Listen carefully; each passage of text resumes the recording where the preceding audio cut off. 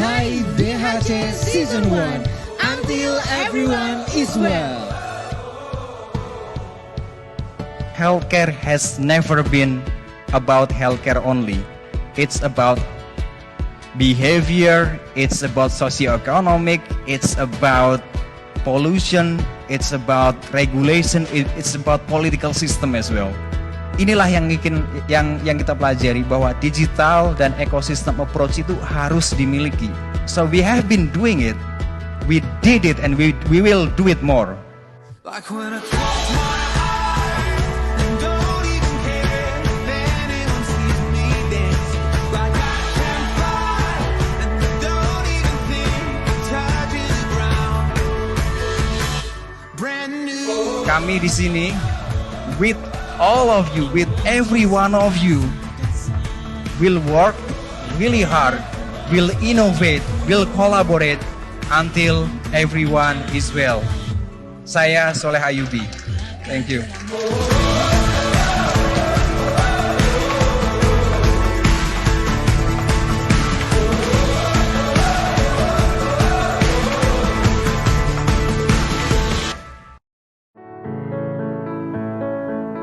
Indonesia merupakan negara kepulauan dengan lebih dari 16.000 pulau.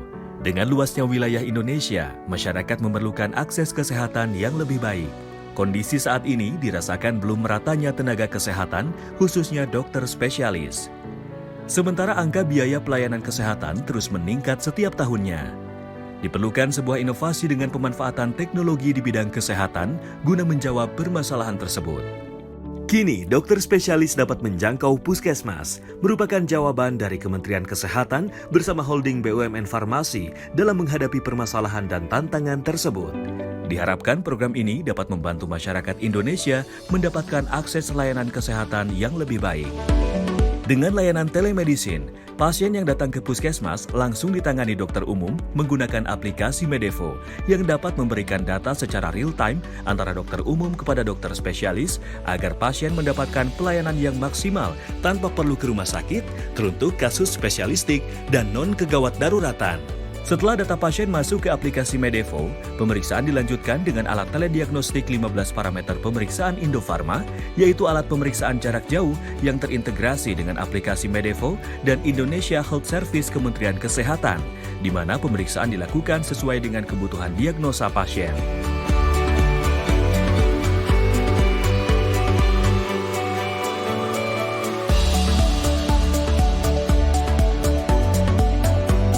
Berikut pemeriksaan yang dapat dilakukan dengan menggunakan alat telediagnostik Indofarma.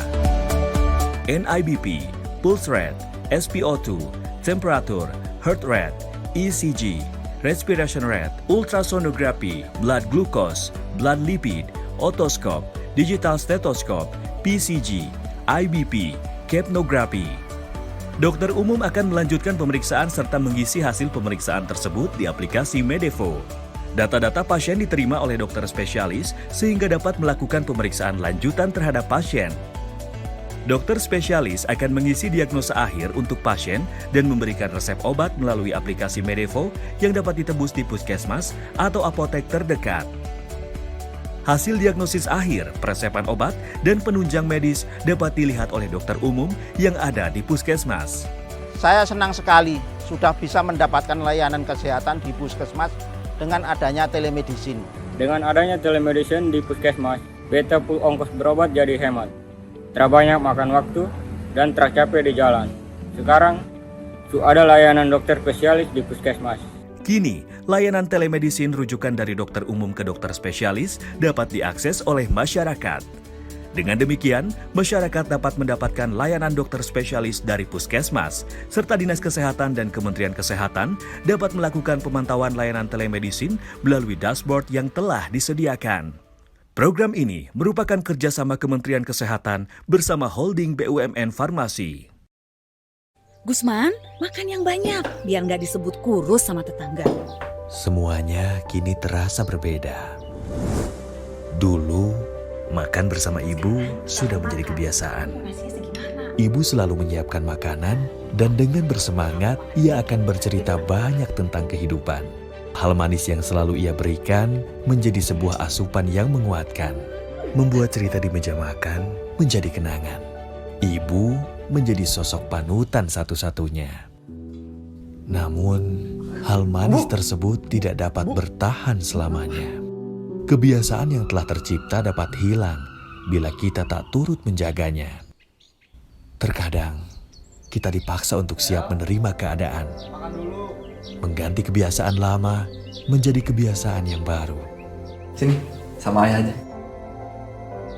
Beruntung, kami masih diberi kesempatan. Ini kebiasaan baru kami. Tidak ada kata terlambat untuk tetap sehat demi diri sendiri dan juga orang yang kita sayangi. Nenek, konsultasi dulu ya. Ibu, untuk obat diabetesnya masih dikonsumsi secara teratur kan ya? Telemedicine for everyone.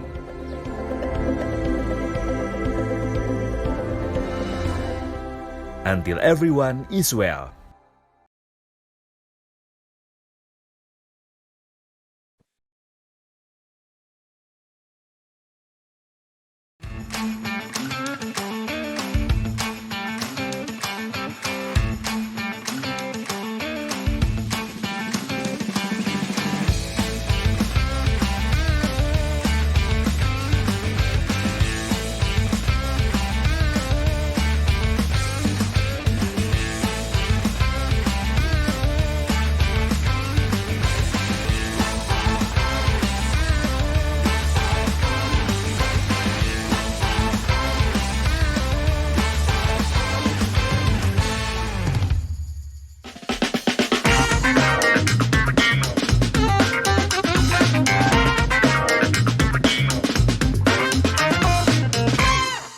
Selamat malam, Medfriend Sehat. Selamat datang di Medox, Medevo, Idea, and Talks.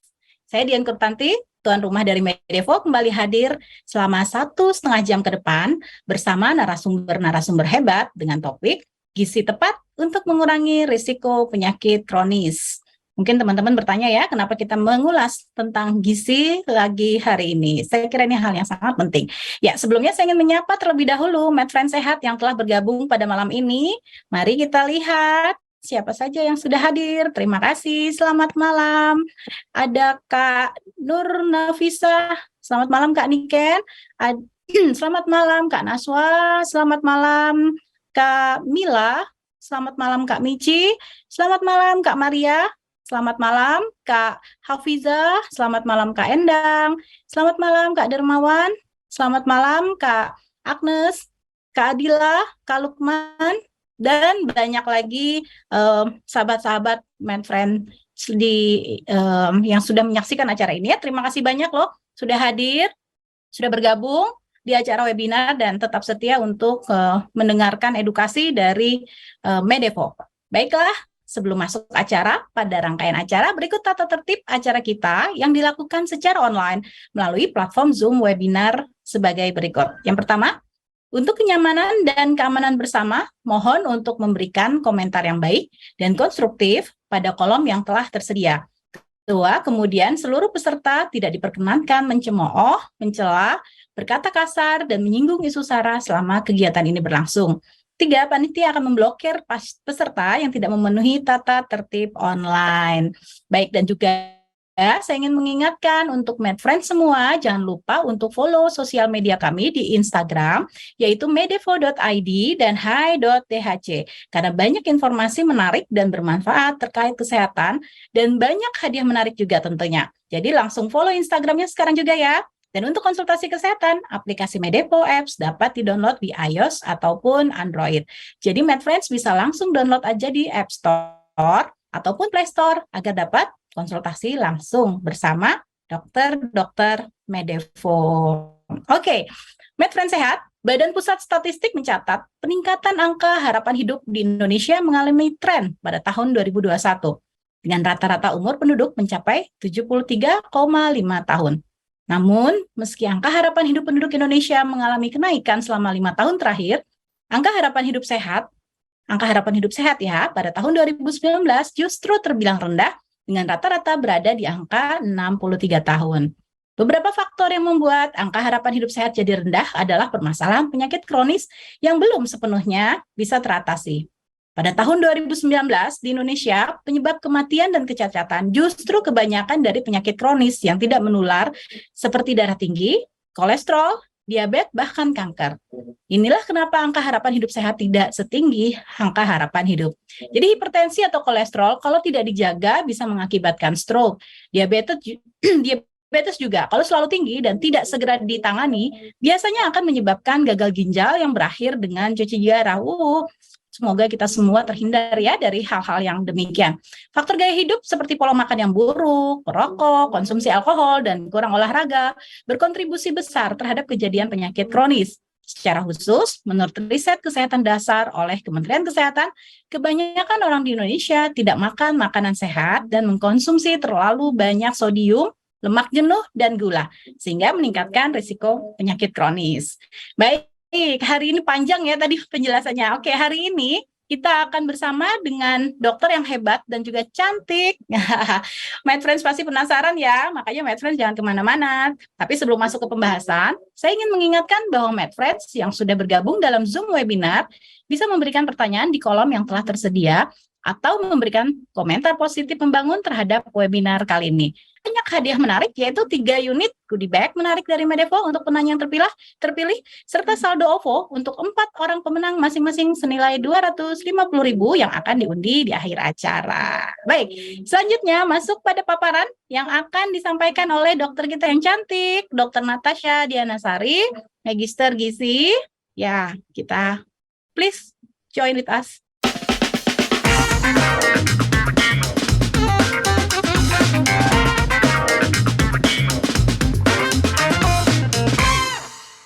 Halo, selamat malam Dr. Natasha. Halo dok, apa kabar dok? Baik. Dokter, masih praktek? Aktif? Masih atau praktek masih dong sibuk dok. dengan perkuliahan? Luar Perkuliahan biasa kan ya. udah selesai dok, udah ada gelarnya sekarang ya. Sudah ya, iya betul. Iya. Mungkin mau lanjut lagi S3 dok? Doain aja ya dok ya, mudah-mudahan bisa Iya. menyusul dokter Dini segera. Oke, terima kasih ya dok sudah join dan memberikan edukasi untuk MedFriends semua. Kita tunggu materinya. Dengan senang hati dokter. Oke, please join to the stage ya, Dr. Natasha, it's yours.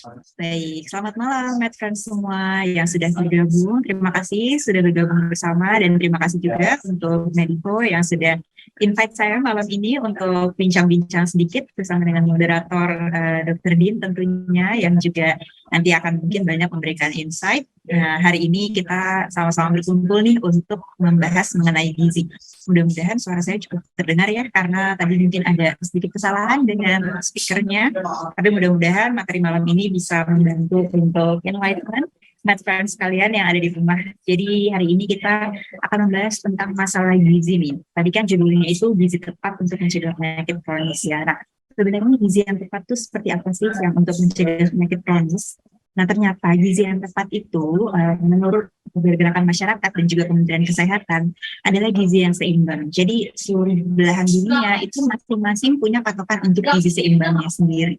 Seperti apa sih gizi seimbang itu sebetulnya, MedFriends? Jadi gizi seimbang itu adalah susunan pangan sehari-hari yang di dalamnya terkandung zat gizi dalam jenis dan jumlah yang sesuai dengan kebutuhan tubuh. Sesuai kebutuhan tubuh itu artinya apa? Artinya tidak ada satu orang pun yang mungkin punya kebutuhan tubuh yang sama antara satu dengan yang lainnya. Contohnya, biasanya itu kita bisa kategorikan dengan usia, kemudian dari jenis kelamin, juga dengan kebutuhan tertentu. Misalnya kita hamil, tentunya kita juga punya kebutuhan gizi yang berbeda ya dengan orang-orang yang tidak hamil. Nah, seperti di sini kita juga bisa baca ya bahwa gizi seimbang itu memperhatikan prinsip keanekaragaman pangan, aktivitas fisik, perilaku hidup bersih, dan mempertahankan berat badan normal yang gunanya adalah tentu satu, untuk mencegah masalah-masalah gizi yang nantinya juga akan membawa dampak buruk nih bagi kesehatan MedFriends sekalian. Nah, ternyata Kementerian Kesehatan itu juga punya loh 4 pilar gizi seimbang. Mungkin MedFriends juga sudah banyak yang tahu, tapi nggak banyak juga yang sudah tahu tentang ini. Ternyata kalau mungkin MedFriends sekalian masih tahu zaman dulu itu kita punya prinsip 4 sehat 5 sempurna. Nah, berarti 4 sehat 5 sempurna ini sudah sangat jauh ditinggalkan. Jadi, MedFriends sekalian harus mulai sekarang sudah tahu ya bahwa prinsip untuk memperbaiki gizi yang tepat itu adalah gizi seimbang. Dan ada 4 pilar di dalamnya. Di mana yang pertama itu adalah mengkonsumsi makanan yang beragam. Kemudian yang kedua itu adalah perilaku hidup bersih sehat. Lalu yang ketiga ada melakukan aktivitas fisik. Dan yang keempat adalah mempertahankan dan memantau berat badan normal. Nah, di sini bahkan Kementerian Kesehatan juga sudah punya piramid untuk pilar gizi seimbang. Nah, nanti kita bahas satu-satu nih ya. Ada mulai dari membatasi penggunaan bahan-bahan makanan tambahan seperti gula, garam, dan minyak. Kemudian ada nih beberapa anjuran-anjuran porsi bahan makanan makronutrien, contohnya karbohidrat, protein, dan juga serat dan lemaknya. Serta tidak lupa ada anjuran untuk minum air putih, dan di bawahnya ini ada berbagai macam hal-hal untuk kita meningkatkan aktivitas fisik yang bisa dilakukan, serta tidak lupa Kementerian Kesehatan juga mencantumkan cara-cara untuk melakukan perilaku hidup bersih sehat. Dan yang terakhir adalah yaitu memantau berat badan.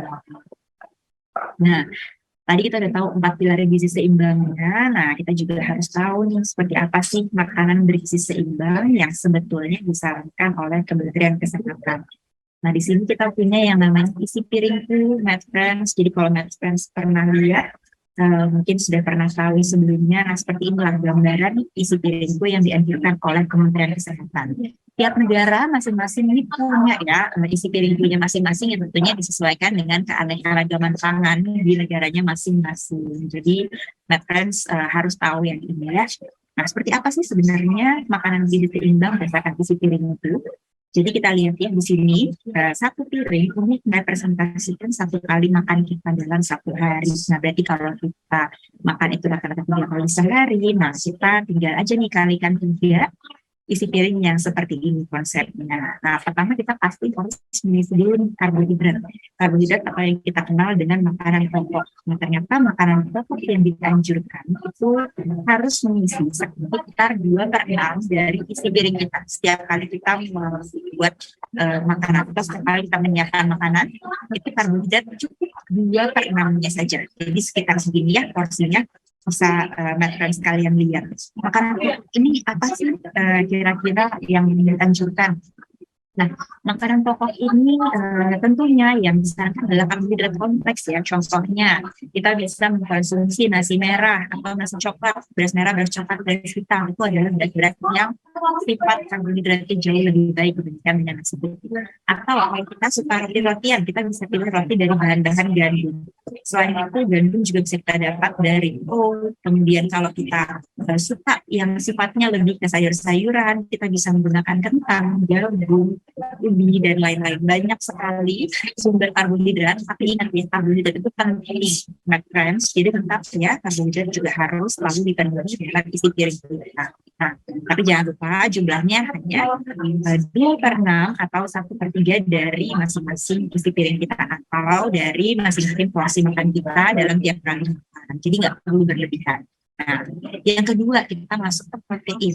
Karena protein ini bisa dipenuhi dari apa? Protein itu bisa dipenuhi dari lauk pauk. Dan protein itu nggak cuma dari lauk pauk dan protein itu juga bisa dipenuhi dari bukan lauk pauk ini tidak cuma memenuhi protein, tapi lauk pauk juga bisa memenuhi sumber lemak. Jadi protein dan lemak kita penuhi dengan lauk pauk. Dan ternyata lauk pauk ini cukup 1/6 dari isi piring tiap kali kita makan. Jenisnya apa? Macam-macam, ada sumber hewan dan ada juga sumber nabati. Jadi silahkan Med-Friends tentukan yang mana yang Med-Friends suka, dan tentunya tapi kalau bisa betul-betul dalam 1 hari itu kita bisa memenuhi keduanya, kecuali misalkan kita memang punya kecenderungan tertentu ya, contohnya kita vegan atau vegetarian. Nah, pastinya kita akan lebih memilih sumber protein dari protein nabati. Nah, kalau misalkan Med-Friends bukan vegetarian atau vegan, silahkan penuhi juga sumber hewaninya ya. Kita bisa pilih dari ikan contohnya, kemudian ayam, daging-daging merah itu juga tetap perlu ya, seafood. Kemudian kalau dari nabati kita bisa penuhi dengan tahu dan tempe, apalagi di Indonesia kita tentunya harus bangga ya, karena tempe itu adalah sumber protein yang sangat bagus khususnya untuk protein nabati. Jadi di luar negeri pun orang-orang juga banyak sekali yang sangat menyukai tempe. Jadi kita sebagai warga Indonesia, masyarakat Indonesia harus berbahagia karena kita punya sumber protein yang sangat sehat tentunya. Nah, tadi itu tentunya harus dipenuhi ya. Dalam tiap kali makan jumlahnya kurang lebih 1/6 dari isi piring kita. Nah, sisanya apa? Sisanya setengah piring itu harus diisi dengan sayur-sayuran dan buah-buahan. sebagaimana di gambar ini bisa terlihat. Jadi sayur-sayuran itu sangat penting tentunya sebagai sumber serat, karena serat itu bisa sangat membantu ya untuk proses pencernaan, proses defekasi. Kemudian dengan serat itu juga akan mencegah berbagai penyakit-penyakit kronis. Contohnya kita mencegah penumpukan kolesterol, kita meningkatkan defekasi tadi, tentunya sehingga kita akan mengurangi risiko kanker kolon. Nah, tapi serat tidak cuma dari sayur ya, tentunya kita juga bisa mendapatkan serat dari sumber buah-buahan. Tapi jangan dibalik ya, Math Friends, yang lebih banyak itu adalah sayurnya dibandingkan dengan buahnya, sebagaimana terlihat di isi piring ini.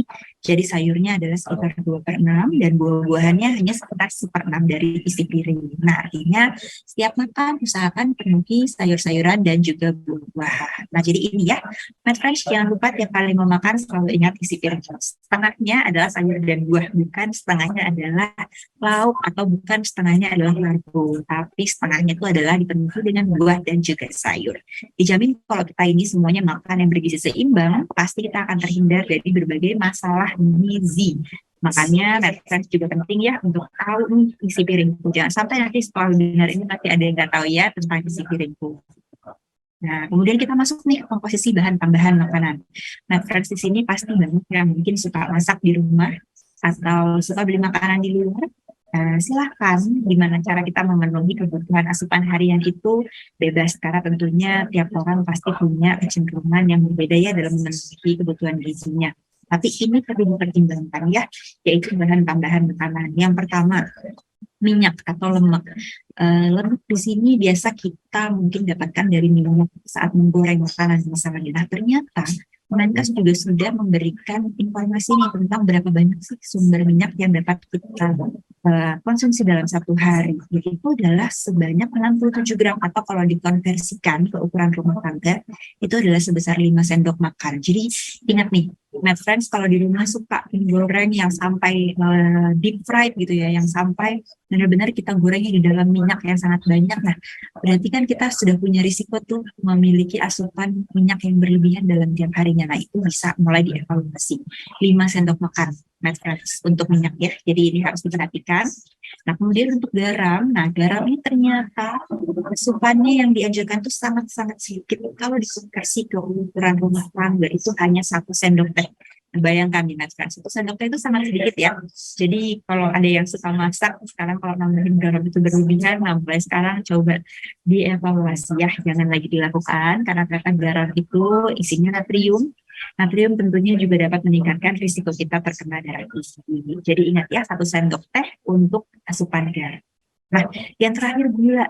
Gula berapa banyak sih? Gula itu ternyata sampai 4 sendok makan. Kalau kita pikir, wah banyak sekali ya 4 sendok makan. Tapi ternyata kalau dikonversi ke gram, ini adalah 50 gram. Nah, Math Friends, ada nggak yang suka konsumsi minuman-minuman kemasan? Coba deh dilihat di belakangnya, di bagian ingredients-nya. Nah, di situ ada tuh berapa banyak gulanya, 1 gram gula yang terkandung dalam minuman kemasannya. Ternyata rata-rata minuman kemasan itu bisa memiliki kandungan gula sampai belasan, bahkan ada yang puluhan. Artinya apa? Artinya kalau tiap kali kita minum minuman kemasan itu satu hari bisa mencapai 3 kali setiap makan kita minum minuman kemasan. Nah, berarti sudah pasti kita akan memiliki asupan gula yang berlebih dalam satu hari. Jadi ini harus dipertimbangkan ya Math Friends. Ini diingat-ingat, ini sudah banyak sekali sumbernya. Silakan Math Friends, kalau lupa tinggal aja search di internet ya, seperti apa sih asupan komposisi bahan tambahan makanan yang dianjurkan supaya kita tidak melampaui batas. Karena tentunya komposisi bahan tambahan makanan ini masing-masingnya juga punya risiko tinggi untuk meningkatkan penyakit-penyakit kronis. Contohnya kalau lemak tadi, kolesterol tinggi tentunya akan berisiko penyakit jantung, berisiko penyakit stroke, contohnya untuk sumbatan kanker kolesterol, garam bisa ke hipertensi, gula bisa ke diabetes, dan banyak lagi penyakit-penyakit kronis lain yang bisa kita hindari kalau kita bisa membatasi komposisi bahan tambahan makanan kita. Itu ya Math Friends tadi, jadi harus jangan lupa. Jadi kita udah belajar isi piring dulu, kita udah belajar komposisi bahan tambahan makanan, 4 pilar gizi seimbang. Nah, buah dan sayur seperti apa sih yang harus kita penuhi? Boleh nggak sih kita hanya konsumsi 1 jenis sayur aja, atau boleh nggak sih kita hanya konsumsi 1 jenis buah aja yang sama tiap hari? 7 hari dalam seminggu kita konsumsi yang sama? Jawabannya tidak dianjurkan ya, Mas Frans. Kenapa? Karena setiap jenis buah dan sayur itu punya kandungan nutrisi, kandungan zat gizi yang berbeda, dan tentunya semuanya baik untuk kita penuhi dan baik untuk kita cukupi. Jadi ada berbagai macam warna, kuning, orange, hijau, putih, ungu, dan merah dari buah dan sayur yang tentunya masing-masing memiliki zat antioksidan dan juga nutrisi yang berbeda. Jadi anjurannya tidak mengkonsumsi satu jenis saja. Tapi kita pilih berbagai macam beraneka ragam warna, itulah yang sangat baik untuk meningkatkan asupan nutrisi tubuh. Bisa kalau misalkan kuning dan orange, kita bisa makan wortel, ubi, jeruk, pisang, nanas, mangga. Kalau hijau kita bisa dapat dari berbagai sayur-sayuran, buah pun juga banyak yang hijau. Kalau untuk yang putih, kita bisa dapat dari jenis bawang-bawangan, ungu juga banyak, buah-buahan, merah ada tomat, dan stroberi, semangka, berbagai macam ya. Jadi Indonesia itu nggak kurang dengan buah dan sayur. Hanya tinggal gimana kita mau memanfaatkan dan bagaimana kita mau mengkonsumsi lebih banyak buah dan sayur. Semuanya enak, asalkan kita tahu bagaimana cara mengkonsumsinya. Jadi kalau ada yang nggak suka buah dan sayur, mungkin kita selama ini hanya terpakai pada satu jenis buah dan sayur aja. Nah tentunya pada yang salah Friends juga mulai sekarang bisa mulai banyak mempertimbangkan mencoba berbagai macam jenis buah dan sayur. Karena tentunya semuanya baik. Nah, kemudian ini penting, pantau dan pertahankan berat badan normal. Apa sih tanda kita sudah konsumsi gizi yang seimbang? Ternyata tanda yang paling mudah itu adalah yang paling gampang banget kita adalah cek indeks massa tubuh. Karena indeks massa tubuh itu bisa menunjukkan bahwa kita sebetulnya sudah berada dalam status gizi yang baik. Bagaimana cara menghitungnya? Cara menghitungnya tinggal kita mengikuti rumus yang ada di sini. Kalau mereka susah, silakan cari di internet, sudah banyak cara menghitung dengan mudah. Tinggal kita masukin berat badan dan juga tinggi badan kita. Nanti akan keluar tuh indeks massa tubuhnya. Lalu kita tinggal cocokkan berdasarkan tabel indeks massa tubuh berdasarkan kriteria Asia Pasifik seperti di bawah. Yang normal seperti apa? Normalnya indeks massa tubuh kita di 18,5 sampai 22,99 ini berdasarkan kriteria Asia Pasifik. Jadi kalau yang sudah di atas normal, nah, sudah bagus, pertahankan.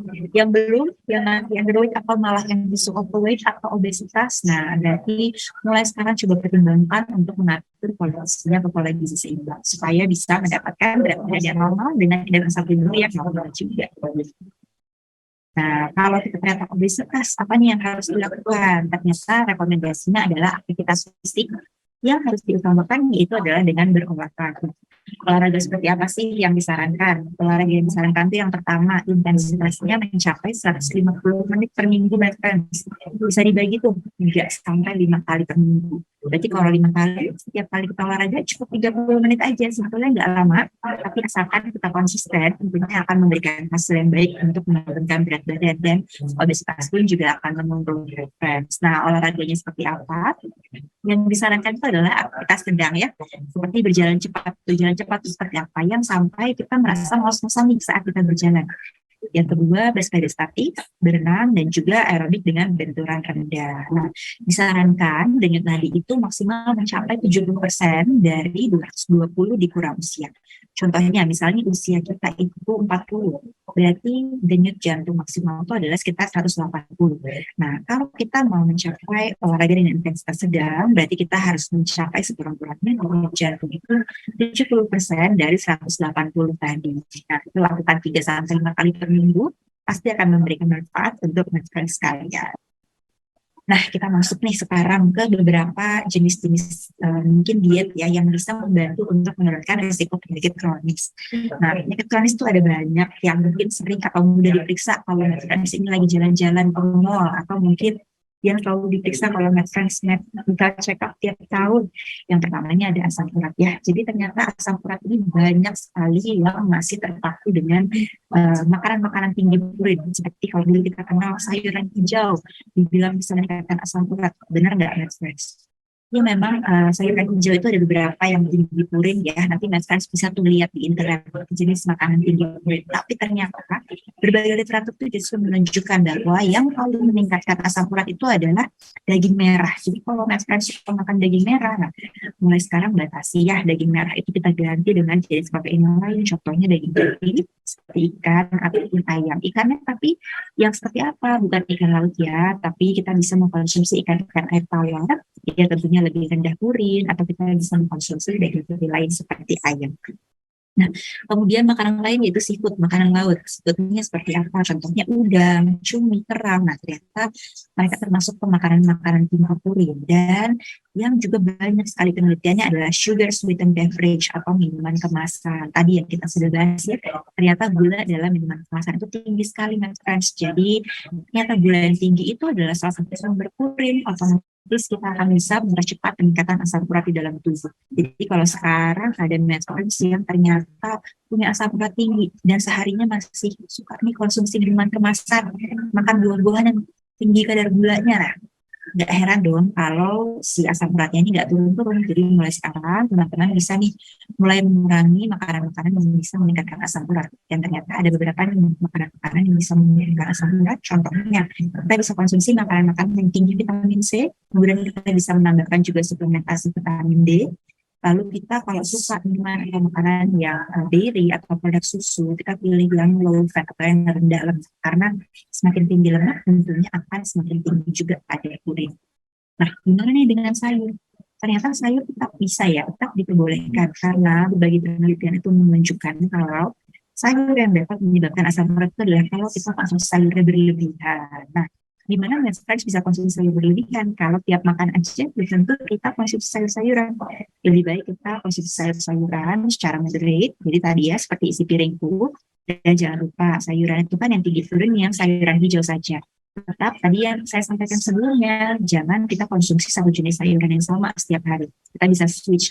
Banyak kok sayur-sayuran lain yang warnanya bukan hijau. Contohnya terong, kopi ungu, tomat merah, dan jagung kuning gitu ya, ada berbagai macam kol dan lain-lain, itu semuanya juga masuk dalam jenis sayur. Jadi nggak ada ya alasan friends untuk bilang bahwa saya nggak makan sayur kok karena saya punya asam urat. Itu udah lewat sekali ya, bahwa kalau sayur-sayur itu bisa meningkatkan asam urat. Jadi mulai sekarang my friends tahu ya, yang pertama harus dihindari itu adalah daging merah, kemudian sugar sweetened beverage, dan minuman-minuman lain yang tinggi kadar gula. Nah, kita lanjut untuk hipertensi. Yang hipertensi apa sih? Ternyata ada yang namanya DASH diet atau dietary approach to stop hypertension. Nah, ini seperti apa makanannya? Sebenarnya nggak jauh beda kok dengan pola gizi seimbang tadi. Tetap pasti paling banyak itu adalah yang dianjurkan sayur-sayur, buah-buah gitu ya. Kemudian kalau suka dairy product pasti yang low fat yang dianjurkan. Nah, kemudian makanan-makanan yang karbohidrat tapi tinggi ada biji-bijian, tinggi gandum gitu ya. Nah, itu sangat bagus untuk menurunkan hipertensi. Highlightnya apa? Highlightnya adalah kita konsumsi makanan-makanan yang tinggi kadar kalium atau potasium, kalsium, magnesium, serat, dan juga protein. Dan yang harus rendah adalah kadar natriumnya. Jadi kalau kita tadi ya, garam batasin 1 sendok teh maksimal sehari. Kalau di sini dianjurkan adalah di bawah 2.300, atau kalau kita sudah kena hipertensi, paling bagus itu di bawah 1.500 mg untuk kadar natriumnya. Atau kalau kadar garam sendiri itu adalah 1 sendok teh. Itu yang dianjurkan. Nah, makanan seperti apa sih yang ternyata bisa tinggi kalsium, bisa menurunkan risiko tekanan darah tinggi? Di sini kita bisa lihat ya, ada kentang, kemudian ada beet, gitu ya, buah beet, kemudian tomat. Kemudian kalau buah-buahan itu bisa banana, kemudian bisa alpukat, kemudian semangka itu juga bagus. Kacang-kacangan, ini ya berbagai jenis kacang-kacangan, ikan, salmon, tuna, itu bisa memenuhi kebutuhan kalium kita. Dan tentunya kalium itu bisa membantu untuk menurunkan hipertensi. Jadi untuk hipertensi, highlightnya tadi ya, highlightnya bisa meningkatkan asupan makanan tinggi kalium dan tentunya membatasi asupan nutrien juga. Nah, kemudian kalau penyakit-penyakit kronis lain, ini tuh adalah salah satu diet yang sedang populer ya belakangan ini. Ada yang namanya Mediterranean diet. Ternyata Mediterranean diet ini banyak sekali penelitiannya, bisa menurunkan penyakit jantung, penyakit diabetes, metabolisme, obesitas, bahkan kanker. Nah, seperti apa sih Mediterranean diet? Mediterranean diet ini ternyata disarankan konsumsi setiap hari. Itu adalah kacang-kacangan atau biji-bijian. Kemudian dia juga fokus di herbs dan spices. Jadi kalau suka bumbu-bumbu, bumbu dapur, apalagi kita sebagai masyarakat Indonesia yang kaya rempah ya, tentunya sangat mudah untuk mendapatkan Mediterranean diet.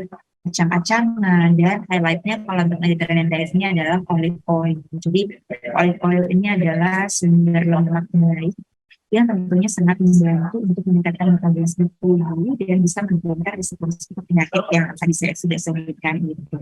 Nah, di luar itu tentunya apa yang disarankan adalah selalu ada buah-buahan dan juga sayur-sayuran di dalam setiap makan. Jadi sudah sesuai ya dengan isi piring kita. Nah, yang penting lagi adalah pada Mediterranean diet sangat tidak disarankan untuk konsumsi makanan-makanan yang tadi nih seperti daging merah, kemudian makanan-makanan yang diproses itu sudah pasti digunakan sparingly atau seminggu aja itu mungkin cukup satu kali saja untuk kita konsumsi. Kalau bisa berat tentunya lebih baik. Jadi makanan seperti ini nih yang sangat disarankan untuk membantu menurunkan risiko-risiko penyakit kronis. Nah, kemudian ada lagi nih jenis diet intermittent fasting. Nah, ini kalau di Indonesia justru yang paling banyak diikuti. Intermittent fasting ini kita kenal sebetulnya dengan mudah adalah puasa ya. Jadi intermittent fasting itu ada banyak konsepnya. Ada yang jendela makannya hanya 6 jam, ada yang 8 jam, ada yang 10 jam. Bisa beda-beda setiap orang mau ikut yang mana boleh. Semua namanya sama, adalah intermittent fasting. Nah, intermittent fasting itu bagus ya. Jadi banyak sekali literatur-literatur yang menunjukkan kebaikan yang didapat dari intermittent fasting, tapi tetap ya sarannya adalah memenuhi asupan pola makan gizi seimbang yang tadi. Jangan dengan kita intermittent fasting terus setiap makan kita cuma makan karbo aja terus-terusan. Ya tentunya pasti tubuh tidak akan mendapatkan nutrisi yang cukup. Jadi yang ada kita bukannya mencapai atau mendapat hal yang baik, tapi justru kita akan merasa mudah lelah, juga capek. Tadi marker-marker tubuh juga tetap tidak akan bagus. Jadi tapi ya meskipun kita akan intermittent fasting, saat kita masuk ke jendela makan, makanan yang kita konsumsi juga harus memenuhi asupan gizi seimbang. Nah, di sini yang mau saya highlight, bila kalian sekalian mengikuti intermittent fasting, nah pastikan kita memperhatikan ritme circadian. Jadi tubuh itu punya ritme circadian. Di dalam jurnal ini dia tunjukkan nih bahwa kita punya fase wake atau fase feeding, di mana fase feeding ini paling tinggi adalah pada pukul 6 pagi sampai 6 sore. Jadi justru di sini itu adalah ketika metabolisme tubuh kita ini lagi sangat baik, gitu ya. Jadi kalau dijelaskan secara medis, itu kita bisa lihat di sini ini adalah fase-fase di mana metabolisme itu lagi sangat tinggi, lagi sangat bagus. Otomatis di sini adalah waktu yang tepat nih untuk kita mengkonsumsi makanan. Jadi pastikan jendela makannya sekalian itu ada pada fase wake atau fase feeding. Jadi ini adalah waktu yang tepat. Nah, sementara nanti pada waktu sleep atau waktu fasting itu adalah jam 6 sampai 6 pagi. Itu pastikan bahwa ini adalah waktu kita berpuasa. Karena di saat tersebut metabolisme kita justru kembalikan dari saat kita fase feeding atau fase wake. Jadi tentunya juga metabolismenya akan menurun dan justru akan menyebabkan hal-hal yang tidak sesuai yang kita inginkan kalau kita melakukan jendela makannya pada waktu tubuh itu memiliki rana sirkadian di fase sleep atau fase fasting. Jadi ini ya mas friends highlightnya kalau menurut intermittent fasting pastikan jendela makan kita itu berkisar pada pukul 6 pagi sampai pukul 6 malam supaya metabolismenya sangat baik di waktu tersebut. Dan cara satu lagi adalah kalau intermittent fasting pastikan pemilihan jenis makanannya itu sesuai dengan pola makan gizi seimbang. Nah, yang terakhir ini juga sempat dulu hits, tapi sekarang sepertinya sudah banyak ditinggalkan, itu adalah ketogenic diet. Kenapa sudah banyak ditinggalkan? Karena ternyata memang tidak banyak yang bisa mengikuti ketogenic diet ini dengan baik. Karena sebetulnya ketogenic diet ini kalau ini mengurangi risiko epilepsi. Ya. Jadi itu diet zaman dulu sekali untuk mengurangi risiko epilepsi di mana asupan lemak yang kita konsumsi itu mencapai 70-80% dari setiap waktu makan kita. Sementara karbohidratnya sangat rendah, biasanya hanya sekitar 5-10% dan sisanya diisi dengan protein. Nah, di mana di sini orang-orang itu banyak mengkonsumsi lemak-lemak, kemudian banyak konsumsi bahan makanan yang harusnya healthy, tapi ternyata susah diikuti. Jadi malah banyak sekali orang-orang yang justru jatuh ke dalam asupan lemak yang tidak sehat dan justru malah menggunakan metabolisme tubuh kita. Telur, kemudian lemak baik contohnya seperti alpukat, kacang, kemudian kalau kita makan karbohidrat itu didapatkan banyaknya dari sayur-sayuran gitu ya, supaya tadi karbohidratnya juga konsumsi sedikit. Dan juga kalau buah-buahan pun juga sama, biasanya dipilih yang low sugar foods. Dan kalaupun kita makan bumbu-bumbu Itu juga bumbunya biasa dipilih ada yang no sugar karena supaya low calories. Tapi ini tadi ya ketogenic ini dianggap cukup sulit untuk diikuti, apalagi mengingat kalau tren di Indonesia sendiri itu kebanyakan makanan-makanan yang tinggi lemak itu masih menggunakan lemak-lemak yang jahat, trans fat. Nah, jadi memang ini perlu betul-betul pemantauan khusus ya. Jadi tidak untuk dilakukan sendiri. Sarannya pasti adalah dengan konsultasi bersama dengan ahlinya atau dengan profesional sebelum kita melakukan ketogenic diet ini. Oke, saya rasa sih mungkin itu yang bisa saya paparkan di malam ini terkait gizi dan bagaimana gizi yang tepat itu yang seimbang itu bisa membantu untuk mencegah risiko penyakit kronis. Jadi take home message-nya adalah tentunya kita bisa memilih diet yang seimbang dan sesuai dengan kebutuhan pribadi. Jangan cuma karena teman atau mungkin rekan-rekan terus ini ada yang berhasil dengan satu diet tertentu lalu kita ikutin dietnya dia. Jangan seperti itu. Silakan referensi konsultasikan kebutuhan nutrisi secara personal dengan ahlinya. Pastikan kita mengikuti asupan kebutuhan gizi kita itu yang sudah sesuai.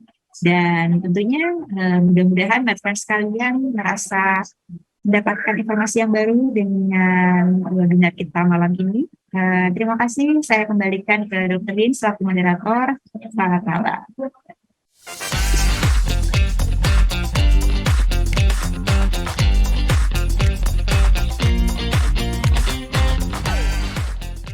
Ya, demikian pemaparan dari Dr. Natasha. Terima kasih. Dan juga saya ingin mengingatkan untuk mereferensi semua, jangan lupa untuk follow sosial media kami di Instagram, yaitu medefo.id dan hai.dhc, karena banyak informasi menarik terkait kesehatan dan banyak hadiah menarik di sana. Langsung follow Instagramnya sekarang juga. Dan untuk konsultasi kesehatan, tadi Dr. Natasha sudah menyampaikan, jangan diet-diet sendiri, konsulkan dengan ahlinya untuk pemilihan diet yang tepat. MedFriends dapat langsung mendownload Medevo apps di iOS ataupun Android. Jadi MedFriends bisa langsung download aja di App Store ataupun Play Store agar dapat konsultasi langsung bersama dokter-dokter Medevo. Baik, sebelum masuk pada sesi diskusi dan Q&A, sebelum masuk ke pembahasan, saya ingin mengingatkan bahwa MedFriends yang sudah bergabung dalam Zoom webinar bisa memberikan pertanyaan di kolom yang telah tersedia ataupun memberikan komentar positif membangun terhadap webinar kali ini. Juga kami informasikan bahwa identitas penanya bersifat rahasia dan kami hanya akan membacakan pertanyaannya. Oke, jadi MedFriends bisa langsung bertanya ya, dan sepertinya sudah cukup banyak pertanyaan karena nanti akan ada banyak hadiah menarik, yaitu 3 unit goodie bag menarik dari Medevo untuk penanya yang terpilih, serta saldo OVO untuk 4 orang pemenang masing-masing senilai 250.000 yang akan diundi di akhir acara. Baik, selanjutnya kita akan berdiskusi dan menjawab pertanyaan dari MedFriends terkait dengan tema webinar kali ini, yaitu gizi tepat untuk mengurangi risiko penyakit kronis bersama Dr. Natasha Dianasari. Oke, baik. Tadi menarik ya, dokter, cukup lengkap ya yang disampaikan oleh Dr. Natasha. Jadi mulai dari bagaimana kita memilih diet supaya terhindar dari penyakit kronis. Tapi tadi juga sudah disampaikan oleh Dr. Natasha, seperti apa pilihan diet kita ketika kita mengalami penyakit kronis. Yang paling umum adalah asam urat, masyarakat awam mengenalnya asam urat gitu ya. Terus kemudian ada hipertensi gitu ya, dan mungkin juga diabetes ya dokter, tadi belum kita sempat untuk bahas juga. Nah selain itu tadi Dokter Natasha sudah menyampaikan juga tuh ada pilihan-pilihan diet yang ada di masyarakat yang mungkin sesuai dengan jurnal juga sudah disampaikan gitu ya. Ada diet Mediterranean, kemudian ada intermittent fasting, tapi kemudian untuk keto sepertinya sudah banyak yang meninggalkan. Nah, itu cukup banyak ya terkait dengan ilmu-ilmu bagaimana kita memanage diet sehari-hari kita. Tapi sebelum masuk ke situ, seperti apa sih dok kita untuk mengukur, ini ada pertanyaan ya, setiap hari kalau kita makan dan minum, kita jarang kan memperhatikan berapa gizi yang masuk ke tubuh kita per harinya. Gimana caranya kita tahu angka kebutuhan gizi kita per harinya? Karena mungkin berbeda-beda ya. Ada orang-orang yang tidak bergerak gitu. Maksudnya orangnya kerja kantoran, sedential namanya gitu ya, jarang bergerak, malas olahraga. Nah itu apakah sama jumlah kebutuhannya dengan orang-orang yang dia aktif untuk bergerak dan lain sebagainya? Ini gimana cara cepat kita untuk mengetahui berapa sih kebutuhan kalori intake kita gitu ya? sehari-hari untuk orang yang ingin menjaga asupannya, atau mungkin juga biasanya ada orang yang ingin weight management atau weight loss, itu kira-kira berapa persen dia harus mengurangi? Silakan Dokter Natasha. Oke, terima kasih Dokter Din pertanyaannya. Nah, tentunya jadi yang pertama itu kita bisa lihat dari angka kecukupan gizi ya. Jadi kalau metkan sekalian ingin tahu nih berapa sih sebetulnya kebutuhan kalori yang disarankan untuk mau kita tuh laki-laki, perempuan, atau kita mungkin di kelompok usia tertentu. Nah, semua itu sebetulnya sudah diatur oleh Permenkes ya. Jadi silahkan bisa dilihat, metkan sekalian bisa search nih di internet, itu ada Permenkes tentang angka kecukupan gizi. Itu yang terakhir adalah keluaran tahun 2019, di situ tuh ada tuh berapa sih kebutuhan gizi harian kita. Nah, kalau untuk adult population atau dewasa ya, itu di usia 18 sampai 59 tahun, itu sebetulnya secara umum adalah berkisar di 2000 sampai 2500 kalori rata-rata ya. Nah, untuk kalau kita pengen tahu nih sebetulnya aktivitas fisik kita tuh berpengaruh atau enggak, pasti berpengaruh ya. Tapi kan tiap orang pasti beda-beda, dan itu kan tentunya nanti kita akan hitung kembali masing-masing dengan kebutuhan. Jadi kalau misalkan ada yang pengen tahu, tentunya pasti harus konsultasi lebih lanjut ya kalau misalkan terkait aktivitas fisiknya. Nah, tapi kalau kita tadi udah kita ambil aja rata-rata 2000 sampai 2500 kalori per hari. Misalnya pada perempuan itu biasanya sekitar 2000 ya, karena rata-rata kalau perempuan itu berat badan dikalinya sekitar 20 kalori. Sementara kalau untuk laki-laki itu berat badan dikali kurang lebih sekitar 30 kalori. Nah, nanti kalau kita sudah dapat angkanya, kalau kita menurunkan berat badan, biasa yang dianjurkan itu adalah kita mulai dulu dengan pengurangan kalori harian atau yang kita kenal dengan defisit kalori. Nah, defisit kalori itu bisa dicapai dengan mengurangi sekurang-kurangnya sekitar 500 kalori per hari. Nah, tapi ada juga tuh nanti kalau misalkan yang kita memang sudah niat nih, kemudian kita mau masuk ke konsumsi kalori yang lebih rendah lagi, itu ada yang namanya low calorie diet dan ada juga yang namanya very low calorie diet. Nah, tapi untuk kita masuk ke situ, tentunya itu juga butuh tentunya kita juga butuh pendampingan dari yang ahli. Jadi usahakan tidak melakukan sendiri. Kalau misalkan tadi kita niat untuk melakukan sendiri, kita bisa mulai dulu dari defisit kalori dengan pengurangan sekitar 500 kalori per harinya. Caranya seperti apa? Sebetulnya yang paling mudah adalah kita bisa nih beli timbangan ya, Dokter Din. Kita bisa beli timbangan, nah kemudian kita bisa tuh mulai coba hitung asupan makronutrien kita. Kemudian itu kita bisa cari di internet ya, bagaimana sih untuk tahu berapa sih sebenarnya kalori-kalori dari bahan makanan yang kita asup setiap hari. Dari situ kita tinggal hitung aja sebetulnya. Tapi kalau itu dirasa susah untuk medpen, silahkan sebaiknya bisa buat appointment dengan profesional supaya nanti kita bisa bantu ya Dokter Din untuk hitung kebutuhan kalori harian ini. Oke, ya jadi memang tadi kalau Dokter Natasha menyampaikan bahwa total kebutuhan kita berkisar antara 2000 kalori ya Dokter ya untuk kondisi normal ya, dengan mungkin tingkat aktivitas fisik tidak terlalu tinggi begitu. Nah, ini kan total ya. Sementara kita makan, tadi Dokter Natasha sudah menyampaikan juga bahwa makanlah sesuai dengan rekomendasi gizi seimbang piringku tadi kan ya. Nah, ini kalau bicara total kalori yang masuk berarti kan seluruh yang kita makan. Sementara kita makan itu biasanya ada sarapan, kemudian nanti ada ngemil makanan, ada cake gitu ya, kemudian ada crispy ya dengan jumlah natrium yang tinggi dan lain sebagainya, kemudian ada makan siang, kemudian nongkrong dan lain sebagainya. Nah, ini gimana Dokter cara mengaturnya begitu? Ya, cara mengaturnya. Jadi sebetulnya yang paling disarankan ya untuk kita supaya dalam makan kita itu nggak terlalu jauh, jadi kita nggak mudah kelaparan, tapi kita tetap bisa mendapatkan asupan yang cukup. Itu yang pasti adalah kita tidak skip makan. Jadi kalau kita skip makan, misalnya kita melewatkan breakfast atau kita melewatkan sarapan, nah kita pasti akan punya kecenderungan nanti kita akan makan siang atau kita akan nyemil yang jauh lebih banyak kalorinya daripada yang kita butuhkan. Jadi yang pertama, lakukan dulu kita pastikan bahwa kita itu makan sekurang-kurangnya 3 kali sehari ya. 3 kali sehari itu adalah makan pagi, siang, dan malam. Nah, kemudian kalau kita tipe orang yang memang mudah lapar, kita bisa tambahkan 1-2 kali snack per hari. Nah, jadi itu memang sudah disarankan ya. Ini juga termasuk cara untuk mengatur asupan makanan yang baik kalau kita punya penyakit-penyakit penyerta seperti diabetes, hipertensi misalnya. Nah, itu kita bisa gunakan tadi. Jadi sekitar 3 kali makan berat dan di sela-selanya kita bisa tambahkan 1-2 kali snack time. Nah, gimana caranya untuk mengatur kalorinya. Tadi misalnya kita punya 2000, kita punya konsumsi asupan sehari itu sekitar 2000 kalori. Nah, kita bisa aja ambil misalnya snack itu rata-rata berkisar 150 sampai 200 kalori dalam setiap kali makannya. Nah, misalkan kita mau ambil 2 kali snack sehari, berarti kita bisa taruhlah kita kurangi 300 kalorinya itu untuk snack time. Berarti kan misalkan kita mau bagi 2 ya. Berarti 2000 dikurangi 300 itu sekitar 1700. Nah, baru dari 1700 itu kita bagi lagi ke 3 kali makan. Jadi artinya tiap kali makan kita bisa konsumsi makanan kurang-kurang sekitar 500 sampai 600 kalori.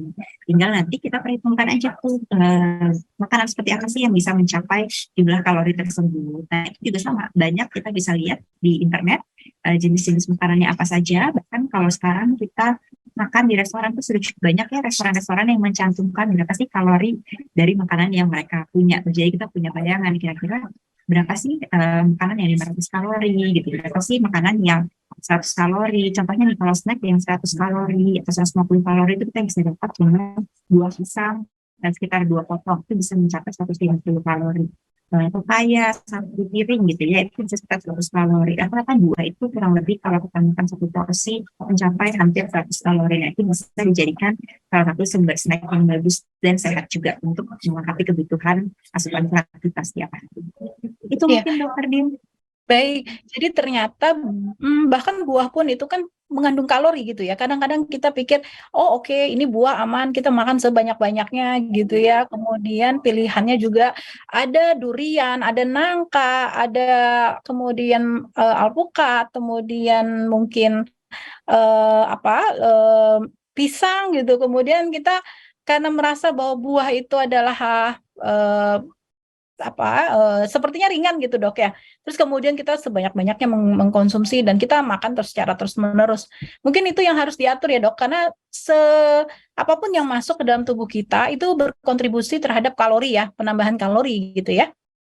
Betul sekali Dokter Dian. Jadi pasti semua yang masuk kecuali air. Jadi satu-satunya minuman yang tidak ada kalorinya itu adalah air putih ya, air mineral. Jadi kalau kita pengen minum sesuatu yang tentunya nggak menambah berat badan ya tentunya cuma minum air putih ya Dokter Dian. Jadi kita banyak-banyak aja ya, kalau lapar minum air putih aja gitu. Nah, betul. Itu bisa membantu sih benar dok. Ya dalam diet. Oke, menarik ya Dokter Natasha. Kita lanjut ke pertanyaan berikutnya. Ini sudah masuk ke dalam mungkin medical diet ya. Jadi selamat malam dokter. Izin bertanya, salah satu saudara saya ada penderita kanker rektum stadium akhir. Badannya kurus. Saya berinisiatif memberikan susu agar nutrisinya terpenuhi. Beliau umurnya sekitar 64 tahun. Apakah boleh mengkonsumsi susu kental manis, susu steril, susu UHT, dan susu bubuk untuk pasien kanker dok? Mohon dijelaskan. Oke, susu. Kandungannya apa nih dok? Ya, jadi yang pertama pastikan kita tahu dulu ya namanya cancer. Cancer itu kan berarti cancer itu paling banyak disebabkan oleh oksidasi gitu ya dok ya. Jadi memang ketika ada oksidasi di tubuh, dia tentunya bisa membuat mutasi gen-gen gitu ya. Nah, artinya kita kalau bisa adalah yang dilakukan adalah kita konsumsi banyak makan makanan yang tinggi antioksidan. Gitu kan. Nah, itu yang diharapkan membantu untuk mengurangi penyebaran si sel-sel kanker tadi.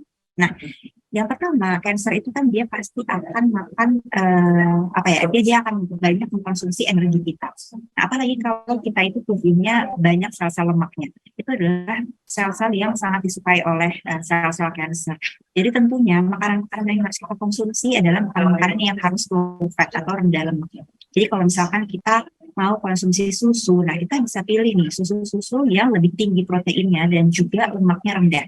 Misalnya apa? Susu skim.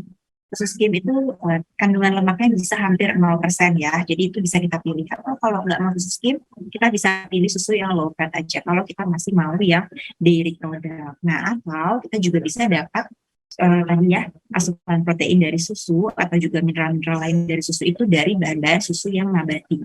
Nah, gimana kalau susu kental manis? Susu kental manis itu kita semua mungkin sudah tahu ya bahwa susu kental manis itu sebetulnya bukan susu ya, tapi dia sebenarnya adalah gula. Jadi dia itu paling banyak kandungan gulanya. Jadi yang pertama pasti nutrisi yang didapat dari susu kental manis itu bisa dibilang mungkin hampir tidak ada. Dan yang kedua, dengan kadar gula yang sangat tinggi, tentunya dia justru akan meningkatkan oksidasi dalam tubuh. dan artinya malah justru akan membahayakan gitu untuk pasien-pasien dengan cancer. Jadi kalau saran saya sih tentunya susu kental manis itu tidak lagi dikonsumsi untuk penderita kanker ya. Untuk meningkatkan rasa, untuk menambah rasa manis ya, kita bisa menggunakan yang lain kok. Contohnya kita bisa gunakan aja gula yang biasa ya. Dengan tentunya tadi gula itu harus kita konsumsi sesuai anjuran.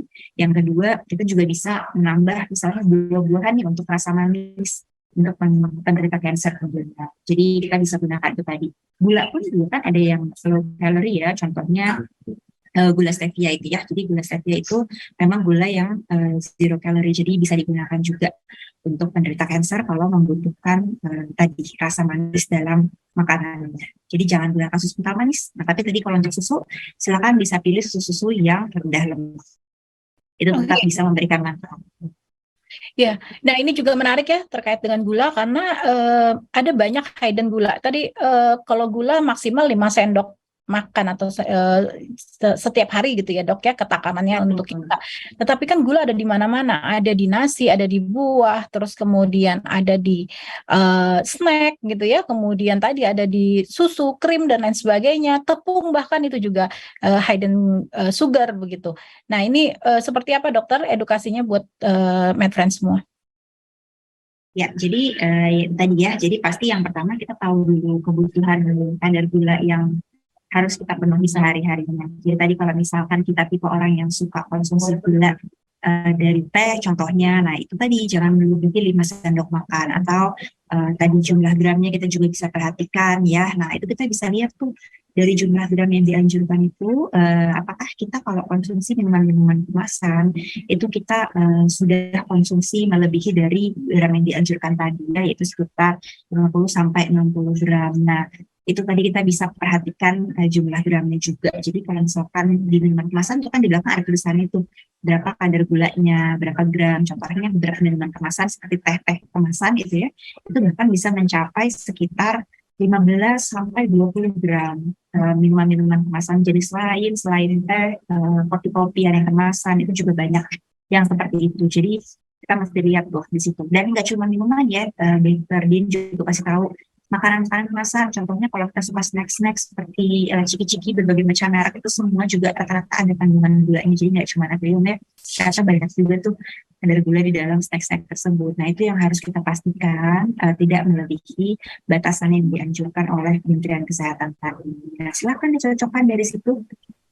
Kalau kita sudah ada konsumsi makanan yang kita sudah tahu berapa kadar gulanya, jadi kita juga akan lebih paham berapa nih asupan sisa gula yang kita bisa konsumsi untuk di hari tersebut. Begitu ya. Baik Dokter Natasha, terima kasih. Jadi memang MedFriends semua harus teredukasi dengan baik ya, jangan jangan kemudian melihat 5 sendok itu hanya gula murni yang kemudian ditambahkan gitu, padahal semua makanan kita itu mengandung gula. Karena itu harus sering-sering membaca ingredients ya, terutama untuk makanan untuk yang kemasan sepertinya harus lebih sering untuk dihindari begitu. Lebih bagus kita mengolah makanan sendiri ya dari raw material ya. Kita konsumsi dari makanan-makanan yang memang dari aslinya seperti itu. Baik, kita lanjut ke pertanyaan berikutnya. Ini ada ibu rumah tangga dengan 2 anak, kesehariannya dihabiskan di rumah, namun hari-hari terasa berat melelahkan. Ya pasti ya, ibu rumah tangga kita tahu pasti tidak mudah gitu, cukup berat aktivitasnya. Nah segala sesuatu dikerjakan sendiri sehingga tidak jarang tubuh pun menjadi pegal dan mudah sakit. Yang ingin saya tanyakan bagaimana cara menjaga komposisi tubuh agar badan tetap bugar. Mungkin terkait dengan nutrisinya ya Dokter Natasha, seperti apa ini untuk ibu-ibu rumah tangga yang mungkin apalagi anaknya masih kecil sehingga pasti aktivitas fisiknya cukup berat. Ya, nah ibu rumah tangga ini pekerjaan yang paling mulia ya dok ya, sebetulnya memang paling berat, paling melelahkan gitu ya, justru salut nih dengan ibu rumah tangga. Tapi tadi betul seperti yang dokter bilang, jadi terus sebagai ibu rumah tangga juga penting ya untuk memastikan asupan makanan yang kita konsumsi itu cukup dan sesuai ya komposisinya supaya kita juga terhindar dari penyakit. Karena kan ibu rumah tangga itu ibaratnya backbone dari dalam rumah tangga itu sendiri. Jadi kalau kita sakit, nah udah pasti itu nanti ayahnya, anak-anaknya juga jadi ikutan sakit, jadi pada pusing semua. Jadi yang pasti yang pertama ya ibu rumah tangga yang lagi dengar, mas sekalian, nah pastikan kita itu makan sesuai tadi isi piringku ya, yang tadi sudah saya tunjukkan gambarnya. Jadi setengah dari bahan makanan kita itu harus terdiri dari serat. Seratnya apa? Serat itu dari sayur-sayuran dan juga buah-buahan. Itu harus ada setiap kali makan. Jadi kalau kita makan 3 kali, nah pastikan kita ada juga konsumsi serat dan buah dalam setiap kali makan tersebut. Kemudian kita isi juga dengan karbohidrat. Jadi jangan karena misalnya ini di tetangga sebelah dia diet keto, terus kemudian makan karbohidrat sama sekali, terus kemudian ibu-ibu sekalian ngikutin.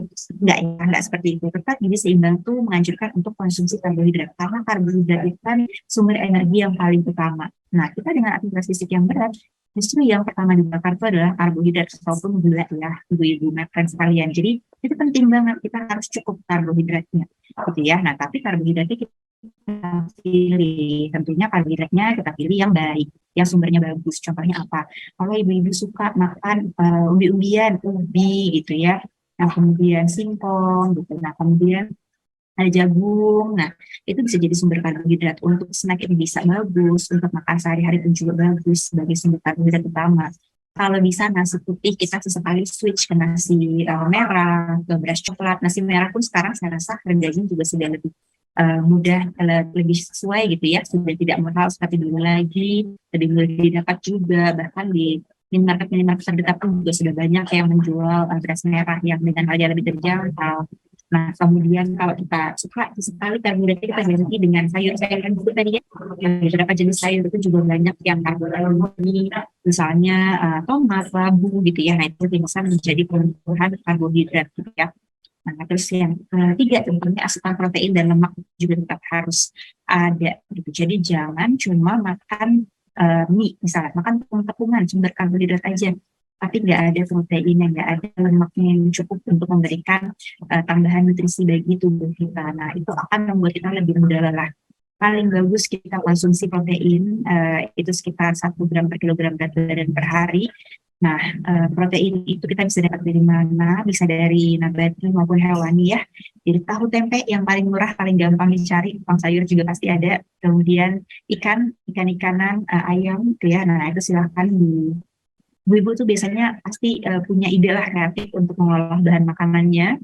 Nah, silahkan bahan makanan tersebut diolah sangat gampang untuk memenuhi kebutuhan protein. Sarannya sih pasti satu ya, tadi hindari tambahan lemak-lemak yang jenuh. Jadi kalau bisa jangan terlalu banyak digoreng untuk proteinnya. Bisa dikukus, bisa juga dibakar atau dipanggang ya, atau bisa juga direbus. Nah, itu bisa membantu untuk mengurangi asupan lemak juga supaya jangan terlalu banyak, karena hampir di semua protein itu juga sudah ada asupan lemak biasanya. Telur itu juga yang paling gampang dan paling mudah untuk meningkatkan asupan protein kita. Jadi itu sih Dokter Din, mungkin banyak sekali intinya makanan-makanan sangat mudah dicari untuk ibu-ibu rumah tangga, di tukang sayur aja semua udah pasti ada. Yang penting tadi ya kita fokus pada jenis-jenis bahan makanan yang baik. Saya yakin ibu-ibu semua juga sudah tahu, tinggal gimana cara kita konsisten untuk mengurangi asupan-asupan makanan yang tidak baik. Contohnya makanan-makanan yang tinggi lemak jenuh dan karbohidrat yang terlalu sederhana seperti tadi misalnya yang instan, kemudian makan makanan yang banyak lemaknya, itu yang harus lebih banyak dihindari. Begitu Dokter Din. Oke, Dokter Natasha. Jadi memang ini penting ya, Med Friends, bahwa tetap harus seimbang, karbohidrat tetap harus ada. Kadang-kadang ketika teman-teman melakukan weight management, weight loss management itu kemudian menghindari karbohidrat seperti itu. Padahal ternyata itu tetap dibutuhkan, hanya pemilihannya ya Dokter Natasha tadi bisa di-combine. Jadi tidak hanya nasi, sebenarnya pilihan karbohidrat ada banyak sekali. Dan mungkin lebih bagus kalau dia di-switch dari umbi-umbian tadi ya, tidak nasinya mungkin di switch, dikurangi gitu dengan umbi-umbian dan lain sebagainya.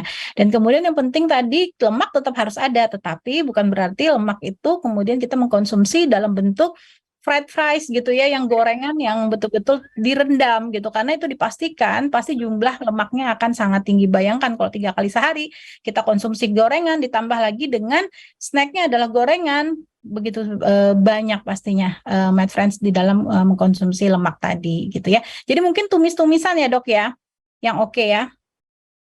Rebus, kukus, Iya, tumis masih boleh. tentunya kan lemaknya juga pasti akan lebih sedikit. Tidak banyak ya. Nah, baik, kita lanjut ke pertanyaan yang lain. Ini ada yang bertanya, izin bertanya dok, bagaimana cara menata menu diet khusus buat penyakit kronis? Tadi sudah ada ya, jenis dietnya tadi. Silakan dok, mungkin bisa diulang. Ya, oke. Jadi untuk penyakit kronis banyak sekali ya. Jenis penyakit kronis itu contohnya tadi hipertensi, itu ada DASH diet, itu dietary approach to stop hypertension. Highlightnya tentunya adalah tadi natrium atau sodium itu banyak di garam, kemudian bahan-bahan pengawet gitu ya. Nah, itu atau penyedap rasa misalnya, nah itu kita harus batasi.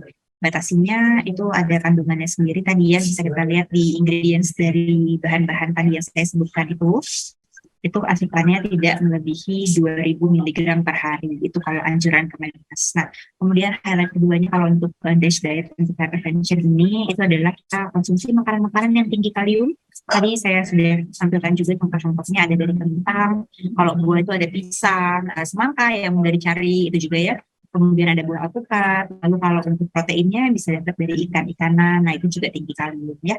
Jadi itu bisa membantu untuk menurunkan risiko hipertensi. Yang harus dihindari apa ya? Pastinya tadi makanan-makanan yang semakin tinggi kadar garamnya, misalnya ikan asin, cumi asin, kemudian telur asin, pokoknya semua asin-asin itu, nah itu sebaiknya dihindari ya untuk mengurangi risiko hipertensi. Nah, kalau diabetes, kemudian obesitas itu juga penyakit ya. Nah, kemudian cancer. Nah, tadi yang paling disarankan saat ini sangat banyak itu adalah Mediterranean diet. Nah, Mediterranean diet itu diet yang tinggi konsumsi biji-bijian, kemudian tinggi konsumsi lemak baik yang disarankan olive oil. Ini yang lagi hits banget sekarang. Karena penelitiannya olive oil itu sangat bagus dikonsumsi rutin setiap hari. Tapi ada tata cara untuk mengkonsumsinya ya. Nah, sekarang nanti bisa tuh kita konsultasi lebih lanjut.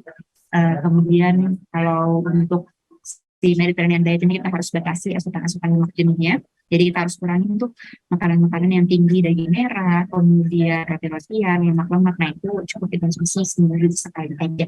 Bahkan kalau bisa kurang jauh lebih baik lagi. Nah itu Mediterranean diet. Kemudian sayur dan buah harus wajib ada di setiap kali makan.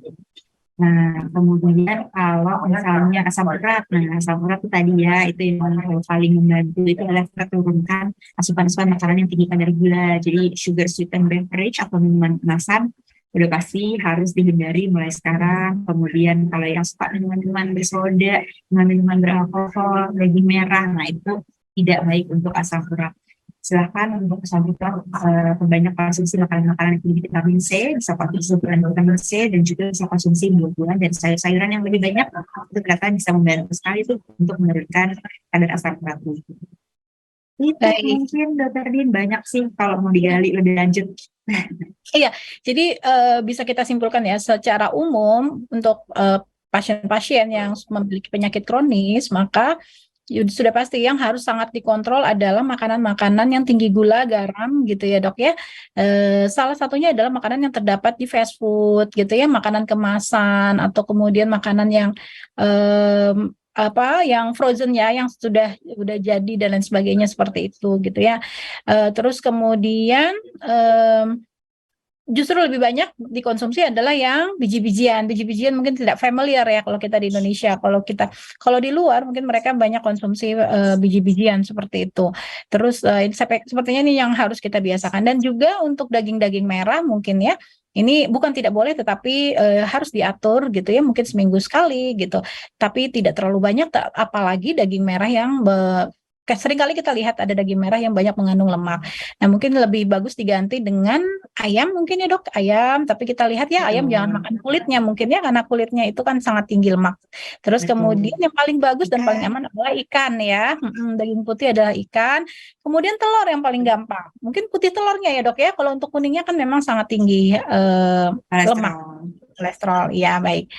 Oke, terima kasih. Nah, lanjut lagi kita lihat di sini ada pertanyaan, bagaimana menjaga pola makan dengan gizi yang tepat dan seimbang secara ilmu kesehatan untuk ibu hamil dan menyusui. Mungkin di luar daripada penyakit kronis. Tetapi pertanyaan lanjutannya sebenarnya, adakah asupan vitamin lain misalnya dari obat-obatan yang bisa kita konsumsi? Nah, ini gimana dok untuk suplemen gitu ya?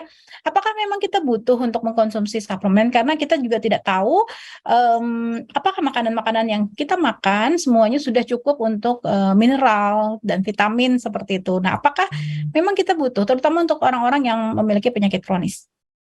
Oke, nah ini kalau untuk suplemen dan vitamin, ini sama tadi seperti yang saya sebutkan soal kebutuhan gizi kita atau kebutuhan kalori kita per hari itu semua sudah tercantum juga pada Permenkes yang berjudul Angka Kecukupan Gizi ya, itu keluaran tahun 2019, nanti bisa dicari juga di internet, friends sekalian. Nah, di dalam itu sudah ada lengkap semua jenis vitamin, berapa sih kebutuhan hariannya.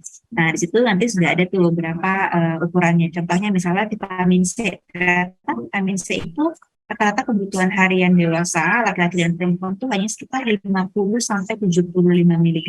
Nah, padahal kita tahu ya banyak sekali suplemen itu yang mencapai 500 bahkan 1000 mg.